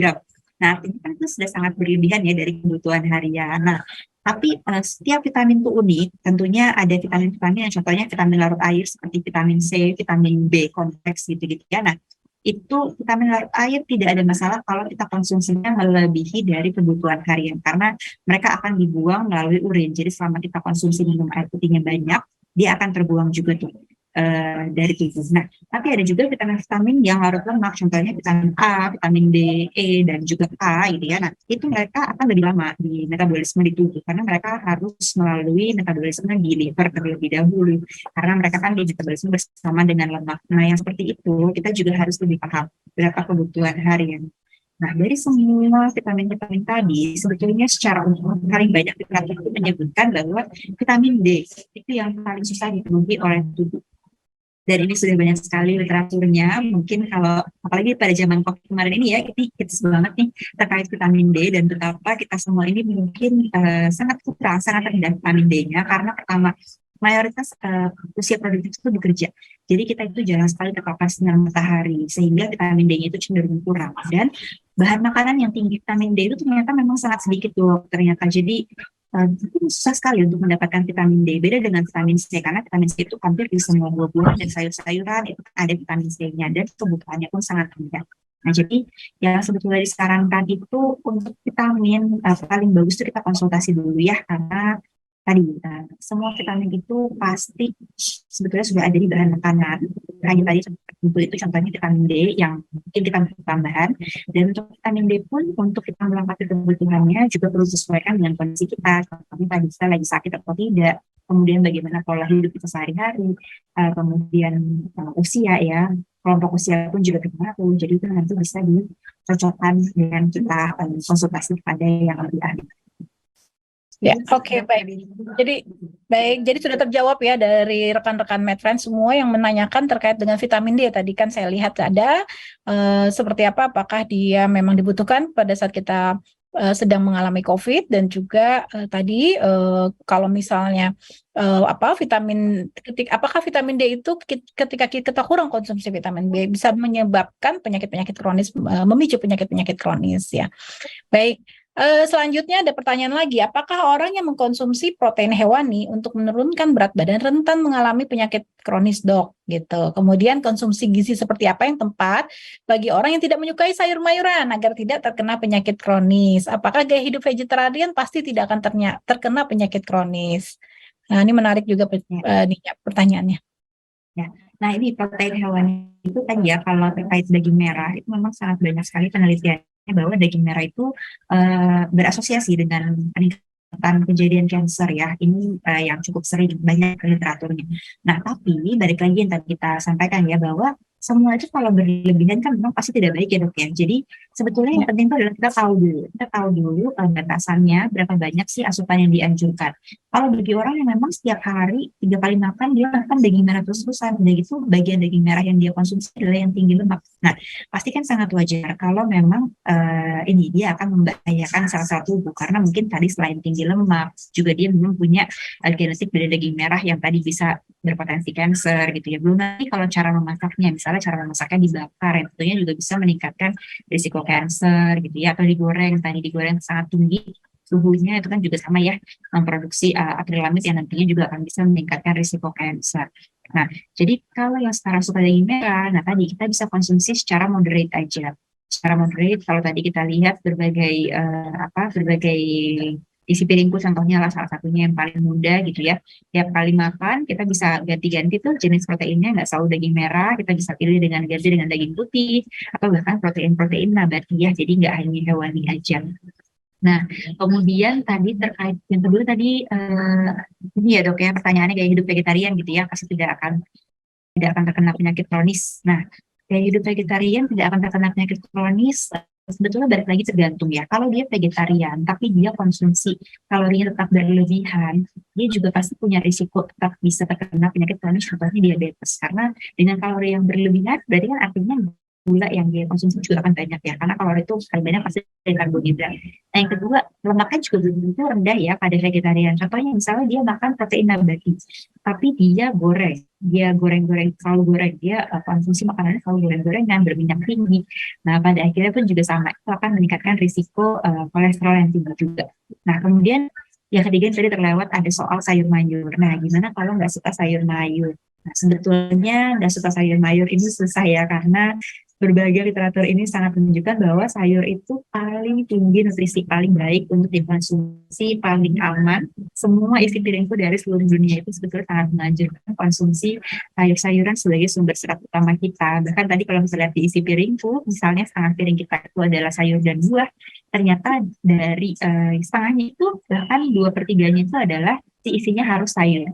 Nah, tapi kan sayur tuh ada banyak sekali ya dok. Jadi sayur itu mungkin orang dari dulu identiknya selalu sayur itu yang hijau.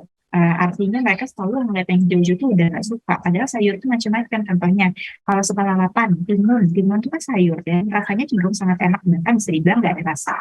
Nah kemudian tomat itu juga segar. Tomat itu bahkan ada kandungan MSG-nya ya, MSG yang alami yang natural. Jadi rasanya juga bisa sangat kita kreasikan untuk menjadi makanan yang enak. Kemudian selain tomat juga ada labu, gitu. Kemudian ada jagung juga termasuk sayur. Jadi sayur itu ada sangat banyak. Nah, kan jangan berkata-kata bahwa sayur harus selalu yang hijau. Enggak, ada banyak sekali jenis sayur, berbagai macam. Apalagi kita di Indonesia itu sangat banyak jenis sayurnya. Dan mungkin kalau nggak suka sayur-sayuran, bisa aja mungkin bukan sayurnya yang kita suka, tapi cara memasaknya yang kita nggak suka. Karena berbagai cara masak sayur itu bahkan bisa bikin sayur itu malah jadi nggak enak gitu. Bikin sayur itu jadi nggak fresh. Nah, bahkan ternyata banyak orang yang ketika makan sayur-sayuran yang fresh, itu malah justru jadi suka rasa sayurnya. Nah, jadi mungkin Mas Fresh bisa tuh memfreshkan sayur-sayuran supaya rasanya tuh jadi lebih enak dan lebih kita sukai untuk kita makan secara utuh. Begitu dokter. Ya, jadi nyambung ya dengan pertanyaan selanjutnya itu bahwa tidak cukup hanya dari sayur-sayuran diganti dengan buah-buahan ya dokter ya. Jadi tetap harus mengkonsumsi sayuran, hanya saja tadi coba Mas Friends semua memilah ya sayuran apa yang disukai, karena tidak hanya sayur itu jenisnya yang hijau tadi ada bayam, kangkung dan lain sebagainya, tetapi ternyata sayur juga tomat juga masuk kategori sayur, kemudian jagung pun juga masuk di dalam kategori sayur. Jadi mungkin nanti bisa dilihat lagi ya, atau mungkin cara masaknya gitu. Cara masaknya seperti apa yang cara masak apa yang mungkin dinikmati oleh para Mad Friends semuanya, yang sehingga itu bisa meningkatkan konsumsi sayur. Baik. Nah, kita lanjut lagi ke pertanyaan berikutnya. Ibu saya gula darahnya 149, karena saya masih awam dan takut malah membuat gula darah ibu naik. Pantangan dan makanan yang boleh dimakan apa saja ya dok, untuk pasien-pasien mungkin diabetes atau prediabetes mungkin ini ya. Ya. Nah, jadi kalau kita punya risiko gula darah meningkat atau kita punya risiko diabetes, ya pasti yang pertama tadi kita kurangi asupan bahan makanan yang tinggi kadar gula. Nah, gula itu selain dari gula sendiri, tadi itu adalah dengan karbohidrat ya. Jadi asupan karbohidrat itu nantinya akan berubah menjadi gula juga.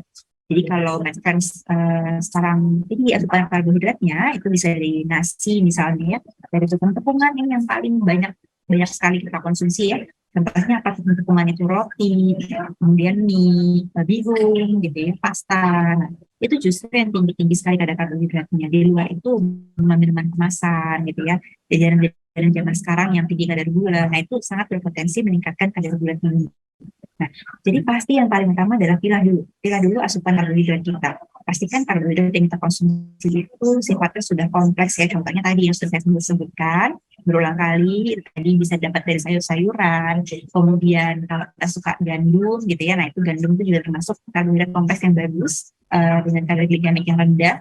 Nasi sekarang banyak sekali penggantinya, ada beras porang tuh yang lagi hits juga saat ini. Terus tadi beras merah, beras coklat, nah itu juga bisa kita dapatkan dengan mudah sekarang di mana-mana. Itu juga bisa menjadi pengganti asupan karbohidrat yang lebih simpel, yang tentunya bisa meningkatkan kadar gula lebih tinggi. Nah, kalau misalkan pengen tahu lebih banyak lagi, nah silahkan tuh bisa di-search di internet indeks glikemik bahan makanan, indeks glikemik bahan makanan. Nah, itu nanti akan muncul tuh jenis-jenis makanan apa yang indeks glikemiknya itu tinggi atau yang rendah, yang kira-kira cocok dikonsumsi untuk orang-orang yang berisiko diabetes. Nah, dari situ kita bisa pilih.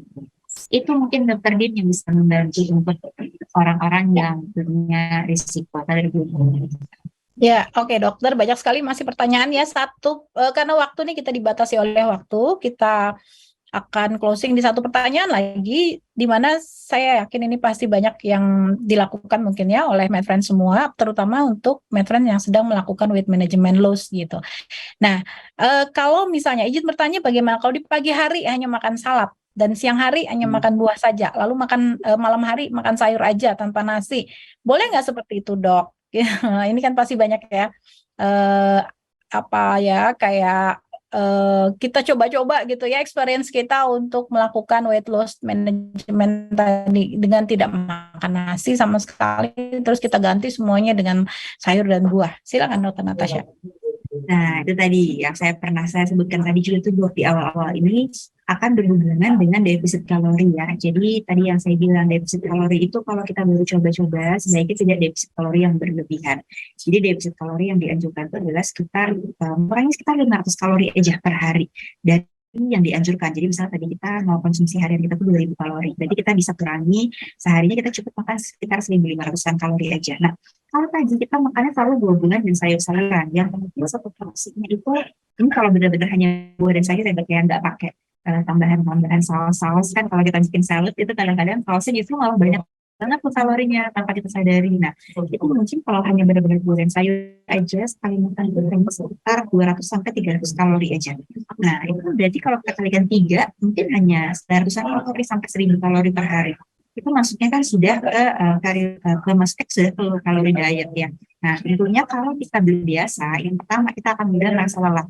Kita akan capek, kita akan jadi susah berpikir. Kenapa? Karena kita punya basal metabolic rate itu adalah ini ya, jadi kebutuhan kalori yang seminimal mungkin harus dipenuhi untuk kita melakukan aktivitas fisik harian. Nah, ini ketika kita drop mendadak, otomatis tadi kita akan jadi susah untuk berpikir, kita susah untuk bekerja, kita capek. Dan akhirnya apa? Akhirnya ketika kita nanti ketemu lagi dengan bahan-bahan makanan yang tinggi kalori, kita akan mudah kalap.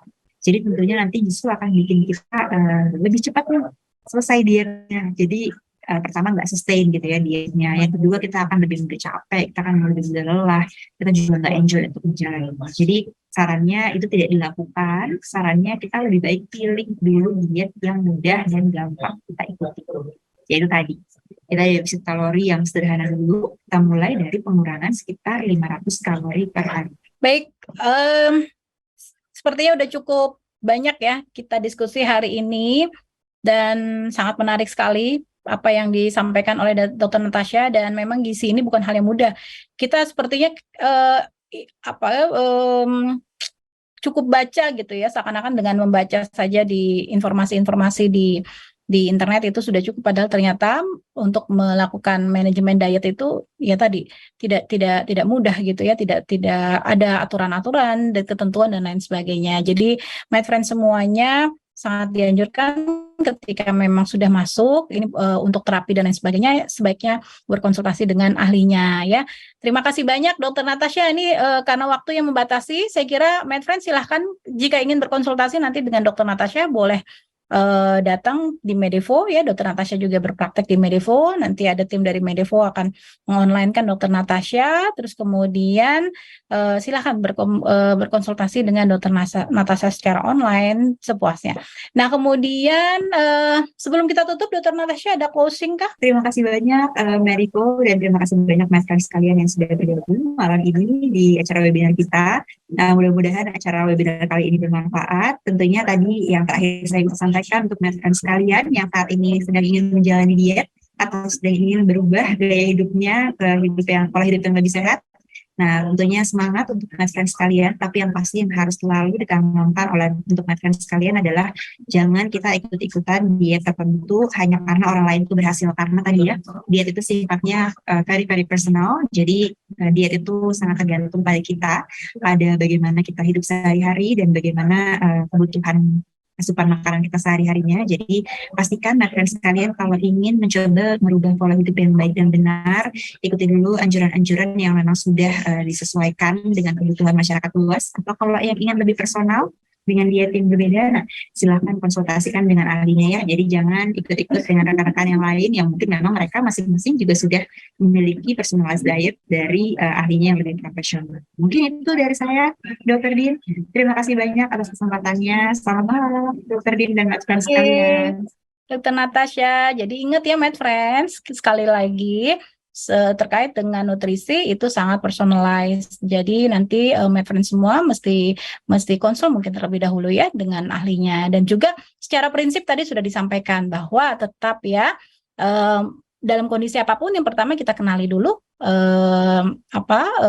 berapa kebutuhan kalori kita. Kemudian yang kedua tadi prinsip tentang isi piringku, tetap harus ada karbohidrat, protein, lemak, dan juga vitamin dan mineral yang itu bisa didapatkan dari sayur-sayuran, karbohidrat, dan lain sebagainya. Jadi hati-hati di dalam memilih diet karena itu sangat berbeda setiap individu.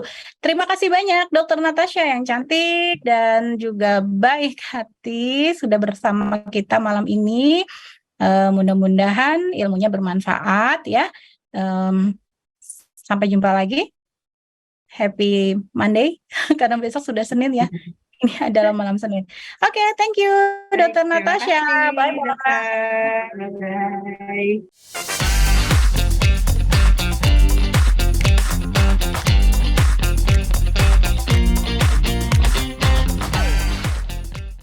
Iya, terima kasih Med Friends yang masih bersama kami sampai saat ini. Tiba saatnya untuk pengundian door prize yaitu saldo OVO masing-masing senilai 250.000 untuk 4 orang pemenang.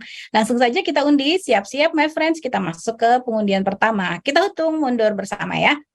3, 2, 1.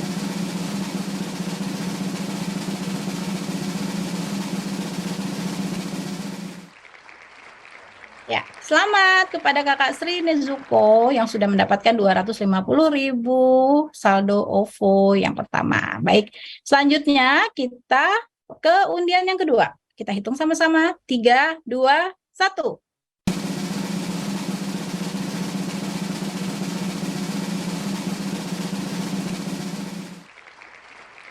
Ya, selamat kepada Kakak Raihana yang sudah mendapatkan saldo OVO 250.000 yang kedua. Selanjutnya lagi kita masuk ke pengundian yang ketiga. 3, 2, 1.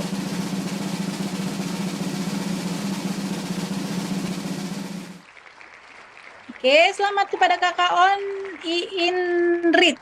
Susah sekali namanya. Selamat ya, sudah mendapatkan saldo OVO sebesar Rp250.000. Yang terakhir, undian keempat. 3, 2, 1.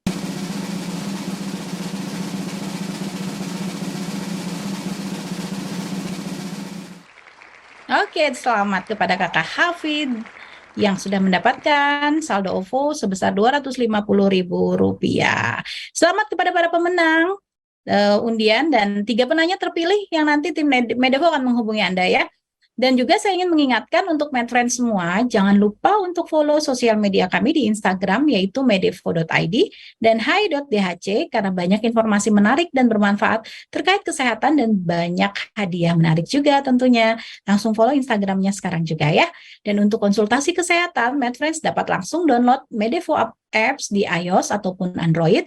Jadi MedFriends bisa langsung download aja di App Store ataupun Play Store agar dapat konsultasi langsung bersama dokter-dokter Medevo. Terima kasih karena telah mengikuti acara ini dari awal sampai akhir.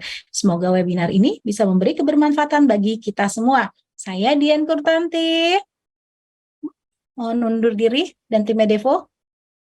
Mudah-mudahan kita bisa bertemu lagi di episode yang selanjutnya di acara MedTalks, Medevo, Idea, and Talk selanjutnya. Sampai jumpa, MedFriends semua.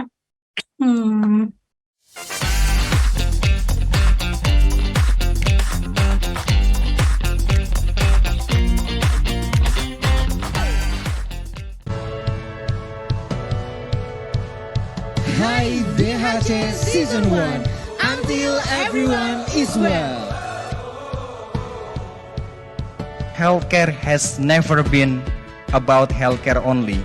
It's about behavior, it's about socioeconomic, it's about pollution, it's about regulation, it's about political system as well. Inilah yang kita pelajari, bahwa digital dan ekosistem approach itu harus dimiliki. So we have been doing it, we did it, and we will do it more. Like when I close my eyes and don't even care if anyone sees me dance. Like I can fly and don't even think of touching the ground. Brand new. Kami di sini with all of you, with every one of you, will work really hard, will innovate, will collaborate until everyone is well. Saya Soleh Ayubi. Thank you.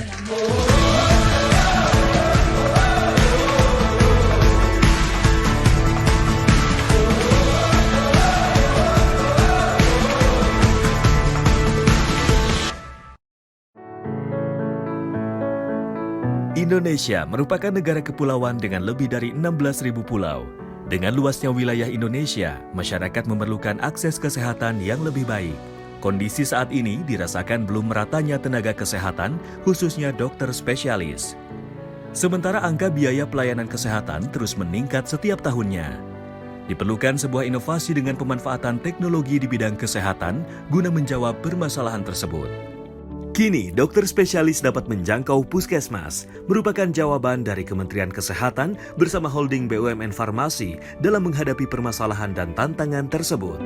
Diharapkan program ini dapat membantu masyarakat Indonesia mendapatkan akses layanan kesehatan yang lebih baik. Dengan layanan telemedicine, pasien yang datang ke puskesmas langsung ditangani dokter umum menggunakan aplikasi Medevo yang dapat memberikan data secara real-time antara dokter umum kepada dokter spesialis agar pasien mendapatkan pelayanan yang maksimal tanpa perlu ke rumah sakit, teruntuk kasus spesialistik, dan non-kegawat daruratan. Setelah data pasien masuk ke aplikasi Medevo, pemeriksaan dilanjutkan dengan alat telediagnostik 15 parameter pemeriksaan Indofarma, yaitu alat pemeriksaan jarak jauh yang terintegrasi dengan aplikasi Medevo dan Indonesia Health Service Kementerian Kesehatan, di mana pemeriksaan dilakukan sesuai dengan kebutuhan diagnosa pasien.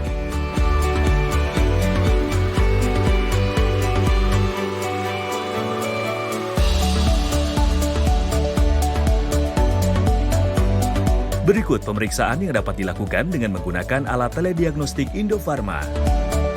NIBP, pulse rate, SpO2, temperatur, heart rate, ECG, respiration rate, ultrasonography, blood glucose, blood lipid, otoscope, digital stethoscope, PCG, IBP, capnography. Dokter umum akan melanjutkan pemeriksaan serta mengisi hasil pemeriksaan tersebut di aplikasi Medevo. Data-data pasien diterima oleh dokter spesialis sehingga dapat melakukan pemeriksaan lanjutan terhadap pasien. Dokter spesialis akan mengisi diagnosa akhir untuk pasien dan memberikan resep obat melalui aplikasi Medevo yang dapat ditebus di puskesmas atau apotek terdekat. Hasil diagnosis akhir, peresepan obat, dan penunjang medis dapat dilihat oleh dokter umum yang ada di puskesmas. Saya senang sekali sudah bisa mendapatkan layanan kesehatan di puskesmas dengan adanya telemedicine. Dengan adanya telemedicine di puskesmas, beta pul ongkos berobat jadi hemat. Terbanyak makan waktu dan tercapai di jalan. Sekarang, ada layanan dokter spesialis di puskesmas. Kini, layanan telemedicine rujukan dari dokter umum ke dokter spesialis dapat diakses oleh masyarakat. Dengan demikian, masyarakat dapat mendapatkan layanan dokter spesialis dari puskesmas, serta Dinas Kesehatan dan Kementerian Kesehatan dapat melakukan pemantauan layanan telemedicine melalui dashboard yang telah disediakan. Program ini merupakan kerjasama Kementerian Kesehatan bersama holding BUMN Farmasi. Gusman, makan yang banyak biar nggak disebut kurus sama tetangga. Semuanya kini terasa berbeda. Dulu, makan bersama ibu sudah menjadi kebiasaan. Ibu selalu menyiapkan makanan dan dengan bersemangat ia akan bercerita banyak tentang kehidupan. Hal manis yang selalu ia berikan menjadi sebuah asupan yang menguatkan. Membuat cerita di meja makan menjadi kenangan. Ibu menjadi sosok panutan satu-satunya. Namun, hal manis tersebut tidak dapat bertahan selamanya. Kebiasaan yang telah tercipta dapat hilang bila kita tak turut menjaganya. Terkadang, kita dipaksa untuk siap menerima keadaan. Mengganti kebiasaan lama menjadi kebiasaan yang baru. Sini, sama ayah aja.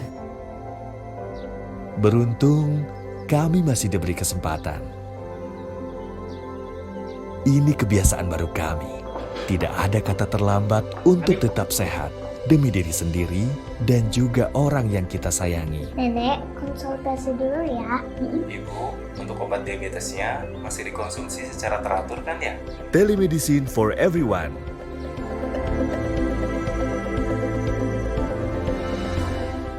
Until everyone is well.